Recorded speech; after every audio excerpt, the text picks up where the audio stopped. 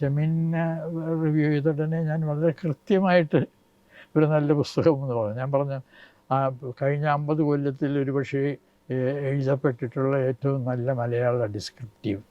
തോർത്തിൽ പൊതിഞ്ഞാണ് എന്തോ കയ്യിൽ വെച്ചിരിക്കുന്നത്. അതെന്താണെന്ന് ഞാനിങ്ങനെ ആലോചിക്കുകയായിരുന്നു. അതെടുത്ത് എൻ്റെ കയ്യിൽ തന്നു. ഞാൻ എന്താ ഈ തോർത്തിൽ പൊതിഞ്ഞത് നോക്കിയപ്പോഴത്തേക്ക് കയറാണ്.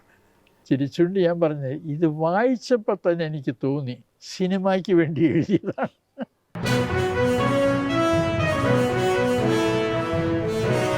ഒരേ സമയത്ത് ഇത് ഫിലോസഫിയൊക്കെ ഉണ്ടെങ്കിലും അങ്ങനെ ഒരു ഹ്യൂമർ, ഒരു ഹൈ ലെവൽ ഓഫ് ഹ്യൂമർ അതുപോലെ വർത്തമാനത്തിലും സംഭാഷണത്തിലും ഒക്കെ അദ്ദേഹത്തിന് അങ്ങനെ ഉണ്ടായിരുന്നു. അങ്ങനെ സംഭാഷണത്തിൽ വളരെയൊന്നും പ്രതിഫലിച്ചിട്ടില്ല ഇതിനകത്ത്. പക്ഷേ പിന്നീട് വലിയ തിരക്കില്ലാതൊക്കെ ഇരിക്കുന്ന സമയത്ത് സംസാരിക്കുമ്പോഴാണെങ്കിൽ വളരെ ലൈറ്റ് ഹാർട്ടഡായിട്ട് സംസാരിക്കും. ഇടയ്ക്കൊരു ഘട്ടത്തിൽ മലയാളത്തിൽ എഴുതുന്നുണ്ടായിരുന്നില്ല. ഖസാക്കിൻ്റെ ഇതിഹാസം പൂർത്തിയാക്കിയെങ്കിലും പ്രസിദ്ധീകരിക്കാതെ കൊണ്ടു നടക്കുകയും മറ്റ് കാര്യങ്ങളൊന്നും ലിറ്റററി ആയിട്ടൊന്നും ചെയ്യാതിരിക്കുകയും ചെയ്യുന്ന ഒരു ഘട്ടമുണ്ടായിരുന്നു. പിന്നീട് ഡൽഹിയിലെ കൂട്ടുകാരുടെയൊക്കെ, എഴുത്തുകാരായ കൂട്ടുകാരുടെയൊക്കെ ഒരു സർക്കിള് വികസിച്ച് വന്നു. ആ സമയത്ത് പിന്നീട് കുറച്ച് പുതിയ കഥകൾ എഴുതി. അതിനെ ആ കഥകൾ ഗൗരവമായ കഥകളായിട്ട് ഞാൻ എടുത്തിട്ടില്ല.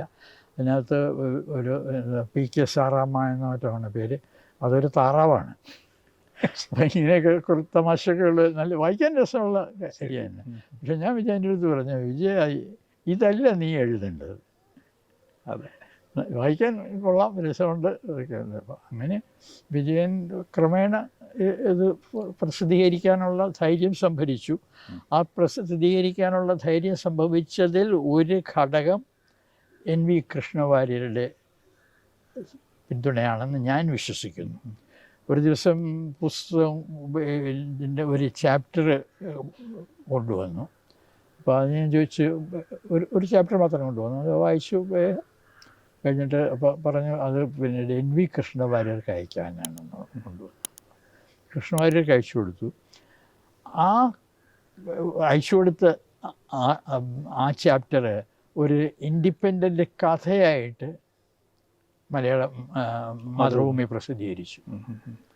അത് എങ്ങനെ സംഭവിച്ചതാണോ, അദ്ദേഹത്തിന് അബദ്ധം പറ്റിയതാണോ, അത് ബോധപൂർവം ചെയ്തതാണോ എന്ന് എനിക്കറിയില്ല. ഏതായാലും അത് വിജയന് അന്ന് ആവശ്യമായിരുന്ന കരുത്ത് കൊടുത്തു എന്ന് ഞാൻ വിശ്വസിക്കുന്നു. ഈ കാർട്ടൂണിസ്റ്റ് ശങ്കർ, എല്ലാവരും പറയുന്ന 50കളിലെ നെഹ്റുവായിട്ട് പോലും അടുപ്പമുള്ള എല്ലാ കാർട്ടൂണിസ്റ്റുകളും പത്രപ്രവർത്തകരും ഒക്കെ ഒരു ആശ്രയമായി. അങ്ങനെ ഒരു വലിയ ഇമേജ് ഉണ്ട്. എൻ്റെ അപ്പുറത്ത് ഒരുപാട് വിമർശകരുമുണ്ട്. അദ്ദേഹം വ്യക്തിപരമായ ബന്ധങ്ങളിലൊക്കെ. കാർട്ടൂണിസ്റ്റ് ശങ്കറിനെ എങ്ങനെ ഓർക്കുന്നു? വലിയ അടുപ്പമൊന്നും ഉണ്ടായിരുന്നില്ല. പിന്നെ അവിടെ ഡൽഹിയിലെ അന്നത്തെ ഒരു ഇൻസ്റ്റിറ്റ്യൂഷനാണ് അദ്ദേഹം. പിന്നെ കാർട്ടൂണിസ്റ്റുകളെല്ലാം അങ്ങോട്ട് കോൺഗ്രേറ്റ് ചെയ്യും.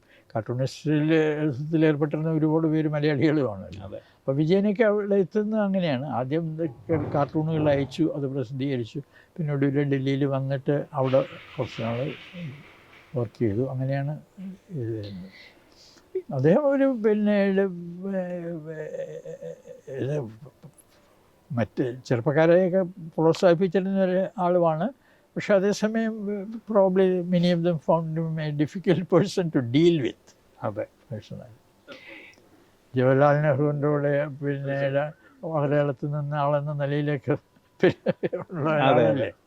തകഴി അതുപോലെ ഒരുപാട് BRPയുടെ പുസ്തകത്തിൽ 2-3 സ്ഥലത്ത് പരാമർശിച്ചിട്ടുണ്ട്. വെള്ളപ്പൊക്കത്തിനെ പറ്റി പറയുന്നുണ്ട്. അവസാനം കയർ ഈ ഇതാക്കാൻ വേണ്ടിയിട്ട് ദൂരദർശൻ അല്ലേ പരമ്പരയാക്കുന്നതിന്, ഇങ്ങനത്തെ കാര്യങ്ങളിലൊക്കെ തകഴിയായിട്ടുള്ള വ്യക്തിബന്ധങ്ങൾ എങ്ങനെയാണ് ആരംഭിക്കുന്നത്? ഞാൻ പഠിക്കുന്ന കാലത്ത് വളരെയധികം സമയം എൻ്റെ അച്ഛൻ നടത്തിയിരുന്ന പത്രത്തിൻ്റെ ആഫീസിൽ ചെലവഴിക്കുമായിരുന്നു. അവിടെ ജോലി ചെയ്തിരുന്ന പലരെയും വളരെ അടുത്തറിയുമായിരുന്നു. അവരുമായിട്ടൊക്കെ നല്ല ബന്ധമായിരുന്നു.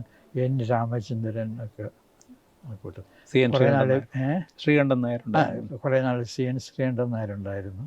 PK ബാലകൃഷ്ണൻ ഉണ്ടായിരുന്നു ഒരു ഘട്ടത്തിൽ. അങ്ങനെ അവിടെ ഒരുപാട് സമയം ചെലവാക്കി. അപ്പോൾ തകഴി അന്ന് അവിടെ വരും.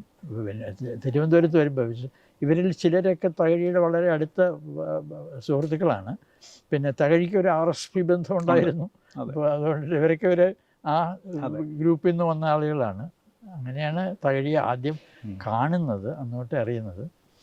പിന്നെ ഞാൻ അവസാന വർഷം കോളേജ് പഠിച്ചത് MG കോളേജിലാണ്. അപ്പോൾ അവിടുന്ന് അവിടുത്തെ എൻ്റെ ഒരു സുഹൃത്തായിരുന്നു മാഗസിൻ എഡിറ്റർ. ഒരു ദിവസം പിന്നെ മാഗസിൻ എഡിറ്റർ അടുത്ത് ഞാൻ ചോദിച്ചിട്ട് എങ്ങനെയുണ്ട് മാസികയുടെ പണി? അപ്പോൾ എൻ്റെ അടുത്ത് പറഞ്ഞ് ഒരു നല്ല കഥയില്ല. അപ്പം ഞാൻ പറഞ്ഞു ഞാൻ എഴുതിത്തരാൻ വേണമൊന്ന്. ഒരു ഹാഫ് ജോക്കിങ്ലി പറഞ്ഞതാണ്. എങ്കിൽ എഴുതു നീ എന്ന് പറഞ്ഞു. അങ്ങനെ ഞാനൊരു കഥ എഴുതി കൊടുത്തു. ആ കഥയാണ് അതിൽ മാസികയിൽ അച്ചടിച്ച് വന്നത്, ആ കൊല്ലത്തെ ആനുവൽ മാഗസിനിൽ. ആ മാസിക പിന്നെ എൻ്റെ അച്ഛൻ്റെ പത്രമാപ്പീസിനകത്ത് അവിടെ പത്രക്കാരൊക്കെ ഇരിക്കുന്നിടത്ത് കിടക്കുന്നുണ്ടായിരുന്നു. തകഴി അവർക്ക് വന്നവരെ അത് കണ്ട് അതെടുത്ത് മനസ്സ് നോക്കി തകഴിയൊക്കെ വായിച്ചത്. തകഴി എൻ്റെ അടുത്ത് പറഞ്ഞത് നീ എഴുതണം. ഞാൻ പക്ഷേ അത് ഗൗരവമായി ഒരിക്കലും എഴുതില്ല. ഒരാവശ്യത്തിന് വേണ്ടി അതെ എഴുതി. ഈ കയറിൻ്റെ കയറ് ഞാൻ ചെമ്മീൻ ഹിന്ദുവിൽ റിവ്യൂ ചെയ്തിരുന്നു. ആ റിവ്യൂ പിന്നെ പുസ്തകത്തിൻ്റെ ഇതിന് വെളിയിലറിയുന്നതിൽ വളരെ സഹായകമായി എന്നുള്ളത്. കാരണം ഇന്ത്യയിലെ പത്രങ്ങളെല്ലാം അതാത് ഭാഷകളിലത് മാത്രമേ ചെയ്യാറുള്ളല്ലോ. അതേസമയം ഹിന്ദുവിൽ ദക്ഷിണേഷ്യൻ ഭാഷകളിലെ പുസ്തകങ്ങളുടെ റിവ്യൂ പതിവായി വരുന്നുണ്ടായിരുന്ന കാലത്ത്. മലയാളത്തിൽ പലവും ഞാനാണ് എഴുതുന്നത്, അല്ലെങ്കിൽ ഞാൻ അസൈൻ ചെയ്യും വേറെ ആർക്കെങ്കിലും. വേറെ 2-3 പേര് ഞങ്ങൾ എഴുതുന്നുണ്ടായിരുന്നു. അപ്പോൾ അതിൽ ഇത് വന്നിട്ടാണ് ഈ ചെമ്മീൻ്റെ ഇത് വന്നത്. ചെമ്മീൻ വന്നപ്പോൾ ഞാനൊരു റിവ്യൂ എഴുതി. അത് കുറച്ച് നീണ്ട റിവ്യൂ ആയിരുന്നു. ഹിന്ദുവിൽ അന്ന് ഇത് നോക്കുന്നത്, ലിറ്റററി റിവ്യൂസൊക്കെ നോക്കുന്നത്, പിന്നെ സൺഡേ മാഗസിൻ പേജ് നോക്കിയിരുന്നത് VK നരസിംഹനായിരുന്നു. അപ്പോൾ VK ഞാൻ എഴുതി കൊടുത്തതിന് ശേഷം സാധാരണ കൊടുത്ത അടുത്ത ആഴ്ച അതിൻ്റെ അടുത്ത ആഴ്ച വരും. ഇതൊരു 2-3 ആഴ്ച പോയി വന്നില്ല. ഞാൻ കാര്യമായിട്ട് എടുത്തില്ല. കുറേ നീണ്ട ഒരു റിവ്യൂ ആയിരുന്നു. ഞാൻ വിചാരിച്ചു അതുകൊണ്ടായിരിക്കും. ഹിന്ദുവിൻ്റെ റിവ്യൂകളൊക്കെ ജനറലി പിന്നെ രണ്ടാമത് വളരെയൊന്നും കൃത്യമായി ഒന്നും പറയാത്ത എഴുത്തിൻ്റെ അതാണ് ഹിന്ദുവിൻ്റെ ഒരു രീതി. ഒരു നല്ല പുസ്തകം എന്ന് ഒരു വാക്കൊരിക്കലും വരില്ല. അത് പറഞ്ഞിട്ട് നിങ്ങൾ മനസ്സിലാക്കണം അത് നല്ലതാണോ അല്ലയോ എന്നുള്ളത്. ആ തരത്തിലുള്ള ഒരു സമീപനമായിരുന്നു. ഇത് വന്ന ഉടനെ ചെമ്മീനെ റിവ്യൂ ചെയ്ത ഉടനെ ഞാൻ വളരെ കൃത്യമായിട്ട് ഒരു നല്ല പുസ്തകം എന്ന് പറഞ്ഞു. ഞാൻ പറഞ്ഞ കഴിഞ്ഞ 50 കൊല്ലത്തിൽ ഒരുപക്ഷേ എഴുതപ്പെട്ടിട്ടുള്ള ഏറ്റവും നല്ല മലയാള ഡിസ്ക്രിപ്ഷൻ എന്നൊക്കെ പറഞ്ഞിട്ട് ചില ഇതൊക്കെ വളരെ ഇതായിട്ട് കർശനമായിട്ട് ഊന്നി പറഞ്ഞു. അപ്പോൾ അത് 2-3 ആഴ്ച കഴിഞ്ഞിട്ടും വന്നില്ല. അപ്പോൾ ഞാൻ വിചാരിച്ചു പിന്നീട് എത്രയൊക്കെ പ്രൈസ് എഴുതി ഹൈ പ്രൈസ് ആയതുകൊണ്ടാവാം. ഹിന്ദുവിൻ്റെ പൊതുവെയുള്ള സമീപനം വളരെ ഇതാണ്, നല്ലതാണെന്ന് വ്യക്തമായി പറയാത്ത എഴുത്താണ്. ഇത് ഞാൻ വളരെ നല്ലതാണെന്ന് വ്യക്തമായി പറഞ്ഞു. അതുകൊണ്ടായിരിക്കാമെന്ന് ഞാൻ തീരുമാനിച്ചു. അപ്പോൾ ഒരു ദിവസം മാഗസിൻ ഇത് നോക്കുന്ന ആൾ VK നരസിംഹനായിരുന്നു. VK വഴി വെച്ച് കൊറിഡോറിൽ വെച്ച് എന്നെ കണ്ടോടനെ പറയുന്നത്, Babu Bhaskar, you have written such high praise of that book. അപ്പോൾ ഞാൻ പറഞ്ഞു, VK, I wrote what I honestly felt about it. But if you think there are problems in it, don't publish it. No hard feelings about that. പക്ഷെ അത് പ്രസിദ്ധീകരിച്ചു. വളരെ കുറച്ച് വൈകിച്ചു എന്നേ ഉള്ളൂ, പ്രസിദ്ധീകരിച്ചു. അപ്പോൾ അതിനകത്ത് വളരെ കൃത്യമായിട്ട് ഈ ഭാഷയിലെ ഒരു നല്ല പുസ്തകം വന്നിരിക്കുന്നു എന്നുള്ള മട്ടിൽ തന്നെയാണ് ഞാൻ എഴുതിയിരുന്നത്. തകഴി കണ്ടു. തകഴി കണ്ടു. പിന്നെ അത് കഴിഞ്ഞിട്ട് മദ്രാസിൽ വന്നപ്പോൾ തകഴി എന്നെ ഫോൺ ചെയ്തു. തകഴി ജപ്പാനിലേക്ക് പോകാൻ വന്നതാണ്. അപ്പോൾ എന്നെ വിളിച്ചിട്ട് പറഞ്ഞു, നിന്നെ കാണണം. ഞാൻ അദ്ദേഹമായിട്ട് ജപ്പാനിൽ പോകുന്നതിന് മുമ്പ് സംസാരിച്ചു. ജപ്പാനിൽ നിന്ന് തിരിച്ചു വന്നപ്പോൾ എന്നെ വിളിച്ചു. അപ്പോൾ അന്ന് തൊട്ട് ഒരു നല്ല അടുപ്പമുള്ള ബന്ധമുണ്ട്. കയർ എഴുതിയപ്പോഴാണ് അത് വീണ്ടും റിവ്യൂ ചെയ്യണമെന്ന് പറഞ്ഞു അല്ലേ? അതെ, കയർ എഴുതിയപ്പോൾ ഞാൻ നാട്ടിൽ വന്നപ്പോൾ, അവധിയിൽ നാട്ടിൽ വന്നതാണ്, നാട്ടിൽപ്പെട്ടായിരുന്നു. അപ്പോൾ പിന്നെ ഇദ്ദേഹം എവിടെ കൊല്ലത്തൊരു മീറ്റിങ്ങിന് വരുന്നു എന്ന് വെച്ചു, SN കോളേജിൽ മറ്റൊരു മീറ്റിങ്ങിന് വരുന്നു. അപ്പോൾ ഞാനൊരു എഴുത്തെഴുതിയിട്ടു. പിന്നീട് ഞാനിവിടെ അവധിയിൽ വന്നിട്ടുണ്ട്, ഇവിടെ ഉണ്ട്, ഇവിടെ ഈ പരിപാടിക്ക് വരുമ്പോൾ കാണണം എന്ന് പറഞ്ഞു. അപ്പോൾ അദ്ദേഹം നേരെ അവിടെ വന്നു, എൻ്റെ വീട്ടിൽ വന്നു. അപ്പോൾ കയ്യിൽ ഇത് ഒരു തോർത്തിൽ പൊതിഞ്ഞാണ് എന്തോ കയ്യിൽ വെച്ചിരിക്കുന്നത്. അതെന്താണെന്ന് ഞാനിങ്ങനെ ആലോചിക്കുകയായിരുന്നു. അതെടുത്ത് എൻ്റെ കയ്യിൽ തന്നു. ഞാൻ ചോദിച്ചു, എന്താ ഈ തോർത്തിൽ പൊതിഞ്ഞത്? നോക്കിയപ്പോഴത്തേക്ക് കയറാണ്. ഞാൻ ചോദിച്ചു, ഇതെന്താ ഇങ്ങനെ പൊതിഞ്ഞു കൊണ്ടുവരുന്നത്? വല്ലരും കണ്ടാൽ തട്ടിക്കൊണ്ടുപോകും, അതുകൊണ്ട് കാണാതിരിക്കാൻ പൊതിഞ്ഞുകൊണ്ടുവന്നത്. SN കോളേജിലെ മീറ്റിങ്ങിന് പോകുന്നതെന്ന് വീട്ടിൽ. അപ്പോൾ SN കോളേജിൽ മീറ്റിംഗ് ഉണ്ടെന്ന് കണ്ടപ്പോൾ ഞാൻ ഒരു കത്തെഴുതിയിട്ടു, ഞാനിവിടെ ഉണ്ട്, അന്ന് മീറ്റിങ്ങിന് വരുമ്പോൾ ഇവിടെ വന്ന് ഊണ് കഴിക്കണം, വീട്ടിൽ ഉണ്ണാൻ വരണമെന്ന് പറഞ്ഞു. അങ്ങനെ അന്നാണ് ഇതുകൊണ്ട് പുസ്തകം കൊണ്ട് തരുന്നത്. ഇത് ഞാൻ കൈക്ക് കുറേ കൊണ്ട് നടന്നിട്ട് എനിക്ക് അതിനെക്കുറിച്ച് പിന്നെ എഴുതാനുള്ള സമയമില്ല. വെച്ചാൽ ഹിന്ദുവിലായിരുന്നപ്പോൾ ഒരു മലയാളം കോളമുണ്ട്, അവിടെ റിവ്യൂ സ്ഥിരമായിട്ടുണ്ട്, അവിടെ എഴുതാം. ഹിന്ദു വിട്ടുപോയി ഞാനപ്പോൾ. അതിൻ്റെ ഇടയിൽ ഞാൻ ഇതിൽ എഴുതുന്നതിനുള്ള ഒരു അവസരം കിട്ടിയില്ല. അപ്പോഴാണ് അങ്ങനെ കുറേ വൈകി. അങ്ങനെ ഇരിക്കുമ്പോഴാണ് തകഴിക്ക് ജ്ഞാനപീഠം കിട്ടിയത്. ജ്ഞാനപീഠം കിട്ടിയ ഉടനെ എൻ്റെ എഡിറ്ററിൻ്റെ അടുത്ത് ചോദിച്ചു, പിന്നെ why don't you write an edit on Thakazhi? എനിക്കത് വളരെ സന്തോഷം തോന്നി. ഞാൻ I jumped at that opportunity. അതിനകത്ത് എഴുതി, ഈ പുസ്തകത്തെക്കുറിച്ചും കയറിനെക്കുറിച്ചും അവിടെ എഴുതി. അങ്ങനെ ഉള്ള ഒരു പിന്നെ ഡെക്കൻ ഹെറാൾഡിലാണ്.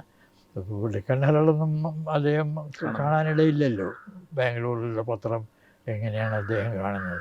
അതുകൊണ്ട് ഞാനത് എൻ്റെ സ്കെച്ചിങ് എടുത്ത് അയച്ചു കൊടുത്തിരുന്നു അദ്ദേഹത്തിന്.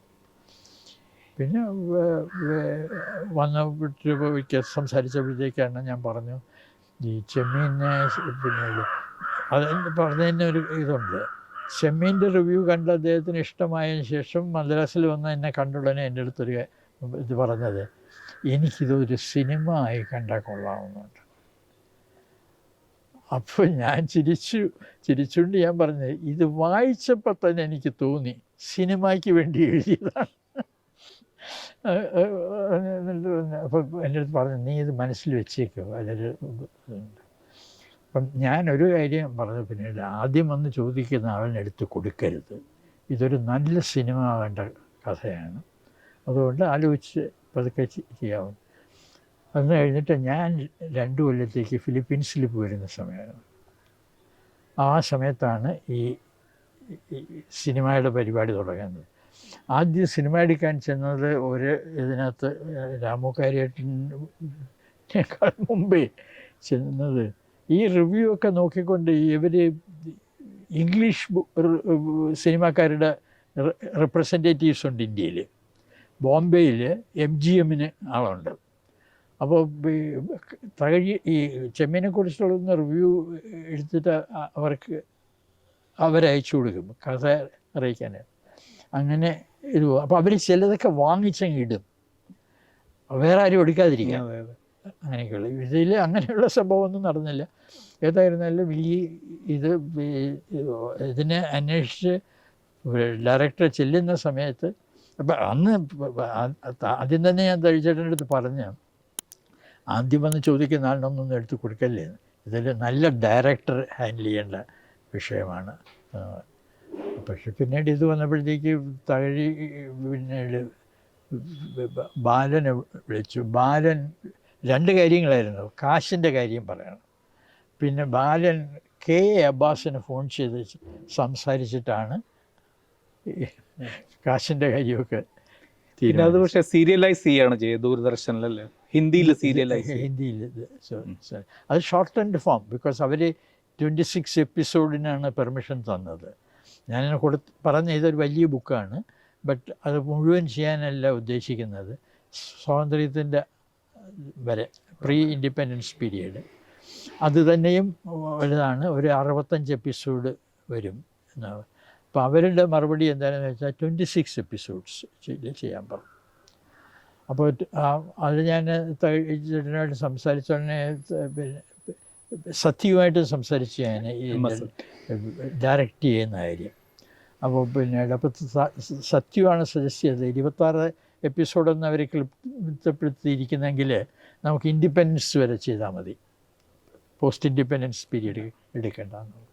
അങ്ങനെയാണ് അതിൻ്റെ